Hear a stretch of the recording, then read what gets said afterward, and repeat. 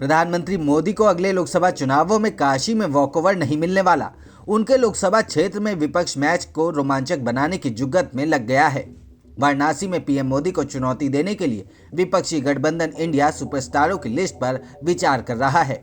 खबरों की माने तो इस बड़ी चुनौती के लिए फिलहाल नीतीश कुमार और प्रियंका गांधी का नाम सामने आया है। ये खबर ऐसे समय पर आई है जब मंगलवार को विपक्षी गठबंधन के प्रमुख नेता सीट शेयरिंग के मुद्दे पर चर्चा करने के लिए दिल्ली पहुंचे थे। 2004 को छोड़ दे तो वाराणसी की जनता ने 1991 के बाद से हर चुनाव में बीजेपी को बम्पर वोट दिए हैं।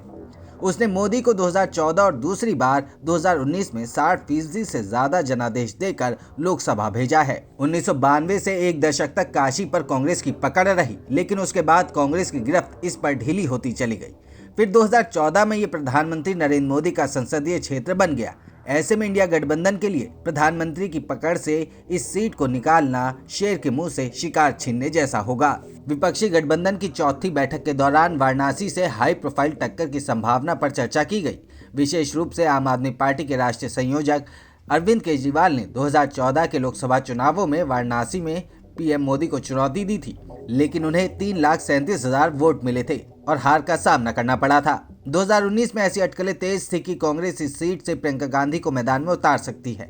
हालांकि देश की सबसे पुरानी पार्टी ने इस सीट से अजय राय को उम्मीदवार बनाने का फैसला किया। चुनाव में राय को करारी शिकस्त मिली। 2024 में गठबंधन पीएम मोदी का मुकाबला करने के लिए एक मजबूत उम्मीदवार खड़ा करने की योजना बना रहा है। मंगलवार को हुई बैठक में कई नामों पर चर्चा भी हुई।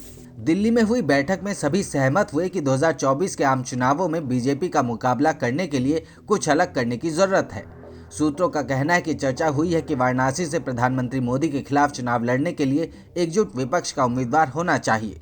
काशी को बीजेपी का गढ़ माना जाता है। इस महीने की शुरुआत में बिहार के मुख्यमंत्री नीतीश कुमार ने घोषणा की थी कि वो वाराणसी में रैली करेंगे। हालांकि अनुमति नहीं मिलने के कारण रैली को रद्द कर दिया गया था।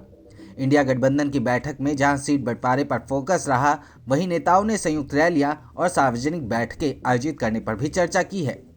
लेकिन खास बात ये रही कि प्रधानमंत्री मोदी को वाराणसी में उनके गढ़ में बीजेपी के गढ़ में चुनौती देने के लिए इंडिया गठबंधन किसको सामने लाता है और किस चेहरे पर भरोसा जताया जाता है, ये फिलहाल देखना होगा।